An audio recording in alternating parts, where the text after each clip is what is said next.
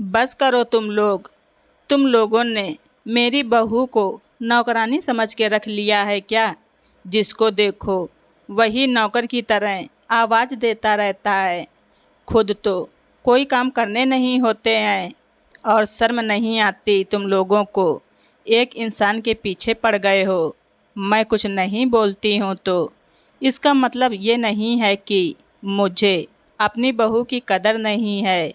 अरे कांता, तुम्हें क्या हो गया है? तुम इतना क्यों भड़क रही हो? भाई तुम कब से बहू वाली बन गई?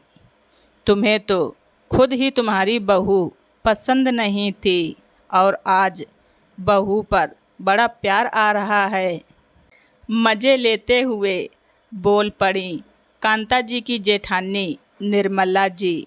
निर्मला जी की बात सुन कांता जी ने कहा, मुझे मेरी बहू पसंद नहीं थी, इसी का फ़ायदा आप लोग उठा रहे हैं। बहू की सज़ा आप लोगों के लिए मज़ा बन के रह गया है। खुद की बहू से तो एक काम होता नहीं है। दिन भर बेचारी मेरी बहू ही लगी रहती है। मैं उसे पसंद नहीं करती तो क्या उसे नौकरानी की तरह काम करने के लिए छोड़ दूं? वो इंसान नहीं है, उसे आराम करने का मन नहीं करता। आज पहली बार गुस्से में कांता जी ने तान्या को अपनी बहू माना था। उसकी साइड लेकर पूरे परिवार के ऊपर चिल्लाई थी। जैसे तान्या ने अपनी सास के मुंह से अपने लिए हमदर्दी के बोल सुने, उसकी आंखों में आंसू आ गए थे। वो रोने लगी थी। पूरे 1 साल हो गए थे तान्या और पंकज की शादी को। आज 1 साल बाद कांता जी ने तान्या को बहू कहा था।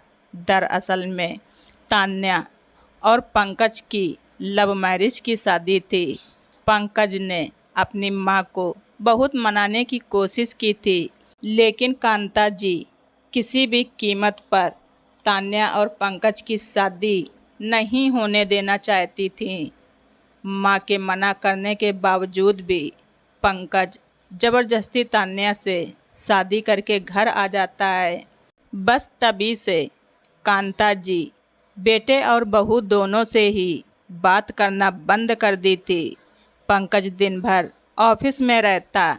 सुबह शाम जो 1-2 घंटा मिलता था माँ के पास ज़बरदस्ती बैठकर बातें करता था, उनको मनाता था।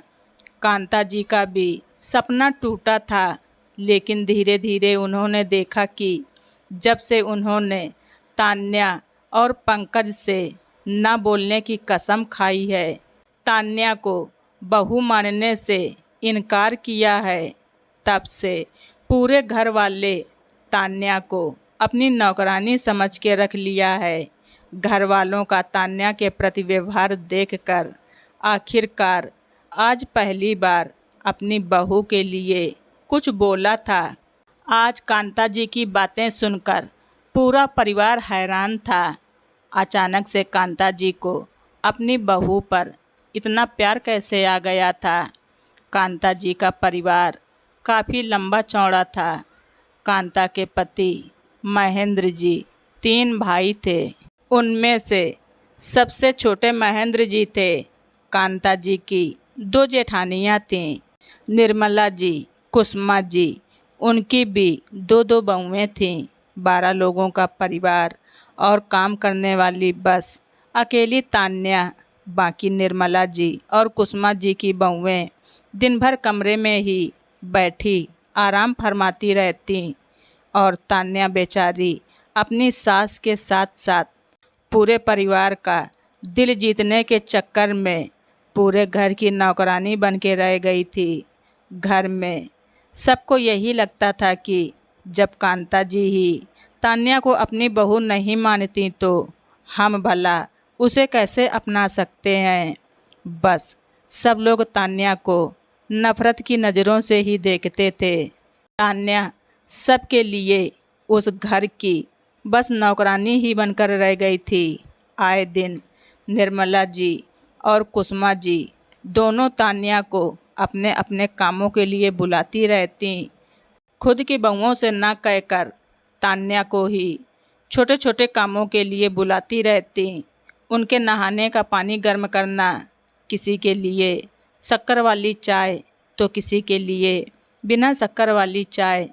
सुबह के नाश्ते से लेकर रात के डिनर तक का किचन का सारा काम अकेले तान्या के ऊपर था। ऊपर से पूरे घर की साफ सफाई, सब कुछ उसके ऊपर छोड़ दिया गया था। तान्या के आने के बाद ऐसा लगता है जैसे सबको फ्री की नौकरानी मिल गई है। कोई नहाने जाता तो तान्या को अपनी साड़ी देकर जाता प्रेस करने के लिए, तो किसी को कुछ चटपटा खाने का मन करता तो वो तुरंत तान्या को ऑर्डर कर देता। किसी को चाय चाहिए, किसी को पानी चाहिए। छोटे से छोटे काम के लिए भी तान्या ही थी। तान्या पूरे दिन सबकी फरमाइशों को पूरा करती रहती। यहाँ तक कि रात को सोते समय निर्मला जी और कुसुमा जी दोनों ही अपने अपने पैर तान्या से ही दबवाती थीं। चाहे भले ही उनकी बहुओं ने उनके कभी पैर न दबाए हों, लेकिन तान्या को देखकर सबके पैर में दर्द जरूर होने लगता था। कांता जी सबकी हरकतें लगातार देखे जा रही थीं कि कैसे तान्या सुबह से लेकर रात तक सबकी जी हजूरी में एक पैर पर खड़ी रहती थी। एक बार अचानक तान्या की तबीयत खराब हो गई। उसे तेज बुखार था। उस दिन सुबह सुबह सबको चाय बिस्तर पर न मिली तो निर्मला जी, कुसुमा जी तान्या को बुलाते बुलाते उसके कमरे में जाती हैं तो देखती हैं कि तान्या बुखार से तप रही थी। उस दिन पंकज भी ऑफिस के काम से कुछ दिनों के लिए बाहर गया हुआ था, इसलिए पता नहीं तान्या पूरी रात बुखार से परेशान थी और उधर घर में किसी को खबर भी नहीं थी। तान्या का बुखार देख निर्मला जी, कुसुमा जी दोनों ही परेशान हो गईं। परेशानी इस बात की नहीं थी कि तान्या को बुखार है, वो बीमार है, दर्द में है, तकलीफ़ में है। परेशानी इस बात की थी कि सुबह के 9 बज चुके हैं और किसी को अभी तक एक कप चाय भी नहीं मिली थी। कुछ सोचते हुए निर्मला जी ने फटाफट तान्या को बुखार की दवाई दी। कुसुमा जी ने उसके सर पर पट्टियाँ रखीं। कुसुमा जी और निर्मला जी दोनों ही अपनी अपनी बहू के पास जाकर उनसे चाय बनाने के लिए कहती हैं तो उनकी बहुएं मुंह बनाते हुए, नखरे दिखाते हुए और मन ही मन तान्या के ऊपर भिनभिनाते हुए निर्मला की बहू ने चाय बनाकर पूरे परिवार को दे दिया। खाना बनाने के टाइम पर वो अपने कमरे में जाकर बैठ गई। कुसुमा जी एक कप चाय तान्या के लिए भी लेकर जाती हैं और तान्या से कहती हैं, तान्या ये चाय पी लो, दवाई खाई है, अभी 1 घंटे में ही तुम पूरी तरह से ठीक हो जाओगी। अभी तो सब लोगों ने सुबह की चाय पी ली है तो भूख किसी को लगी नहीं है। खाना सब लोग दोपहर को ही खाएंगे तो तुम्हें जब आराम मिल जाएगा तो आराम से खाना बना लेना, कोई टेंशन लेने की बात नहीं है। कांता जी ये सुनकर हैरान थी कि तान्या को इतनी तेज बुखार है और ये उसे खाना बनाने के लिए कह रही हैं। और तान्या ने भी जैसे ही थोड़ा आराम हुआ उठकर खाना बनाने भी लगी। खाना बनाने के बाद पूरा परिवार खाना खाकर चला भी जाता है, लेकिन कोई एक बार भी तान्या से नहीं पूछता कि उसने भी खाना खाया या नहीं। लेकिन ये सब कांता जी को अच्छे से नज़र आ रहा था। कुछ महीने तो वो लगातार तान्या से चिढ़ती रहीं, इसलिए उन्हें तान्या की ये दुर्दशा अच्छी लग रही थी। लेकिन धीरे धीरे कहते हैं ना, अपने तो अपने ही होते हैं। धीरे धीरे तान्या को ऐसे नौकरों की तरह घर में काम करना बुरा लगने लगा था।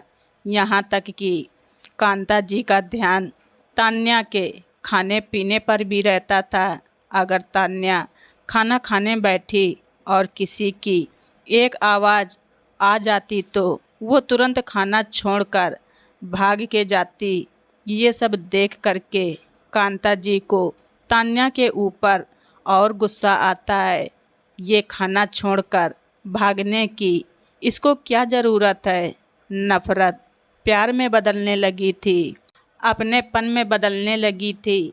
देखते देखते जब कांता जी के बर्दाश्त के बाहर हो गया तो एक दिन उन्होंने पूरे परिवार के ऊपर ही चिल्ला दिया, बस करो, बहुत हो गया। तुम लोगों ने मेरी बहू को नौकरानी समझ के रख लिया है क्या? जिसको देखो वही दिन भर काम बोलता रहता है। शर्म नहीं आती तुम लोगों को? तुम इतना गुस्सा क्यों कर रही हो? बीच में ही टोक दिया निर्मला जी ने। क्यों नहीं गुस्सा करूं जीजी? खुद की बहू से तो हिम्मत नहीं होती ना एक काम करवाने की, और दूसरे की बहू को नौकरानी समझ के रख लिया है। कुसुमा जी भी बीच में बोल पड़ी, बहू कब से कहने लगी भाई? तुम्हारे चलते तो हमने भी उसे बहू मानने से इनकार कर दिया है और तुम उसे अपनी बहू मान बैठी। इसी का तो फायदा आप लोग उठा रही हो जीजी। मैं तान्या को अपनी बहू नहीं मानती, इसलिए आप लोगों ने उसे नौकरानी बनाकर रख दिया है। लेकिन बस अब और नहीं, आज तक छोटी होने के नाते मैं इस घर का सारा काम करती आई हूँ और अब मेरी बहू नहीं करेगी। आप लोग शुरू में भी आराम करती आई हैं और अब आप चाहती हैं कि आपकी बहुएं भी ऐसे ही आराम करें, तो ऐसा बिल्कुल भी नहीं होगा। कहते हुए कांता जी तान्या का हाथ पकड़ के उसके कमरे में ले जाकर बैठा देती हैं और शाम को जैसे ही पंकज ऑफिस से आता है, कांता जी कहती हैं, पंकज बेटा, तुम अपना कहीं और ट्रांसफ़र करवा लो और बहू को लेकर वहीं चला जा। तुम दोनों को इस घर में रहने की ज़रूरत नहीं है। क्यों माँ, हमें अपने से दूर मत करो। माँ इतनी नाराज़ हो अभी भी नहीं मानोगी? नहीं बेटा, नाराज़ नहीं हूँ। भला एक माँ अपने बेटे से नाराज़ हो सकती है क्या? लेकिन यहाँ पर रहकर बहू इस घर की नौकरानी बनकर रह जाएगी।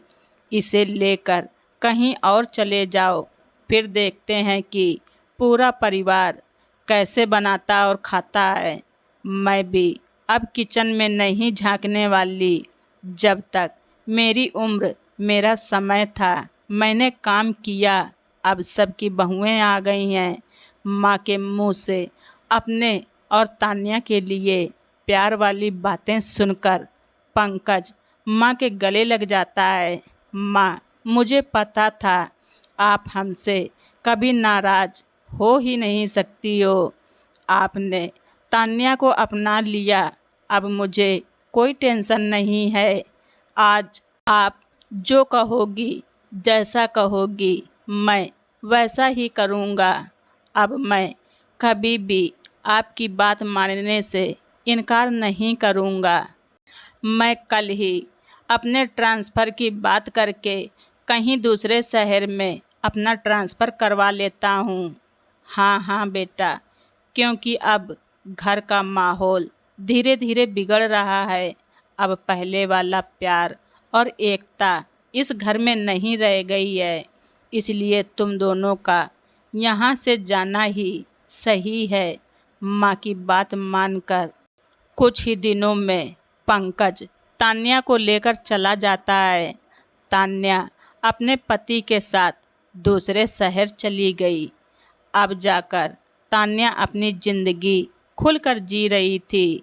अभी तक तो ससुराल में सबकी जी हजूरी करते हुए लगातार नौकरों की तरह काम ही करती रही।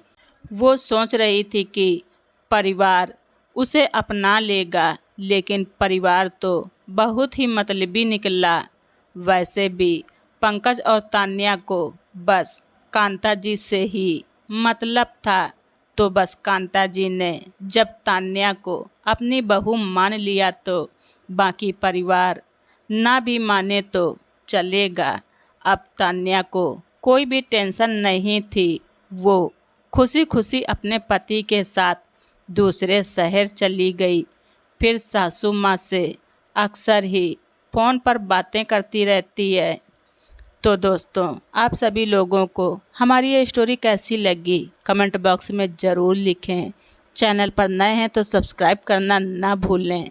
धन्यवाद। रिचा वॉइस।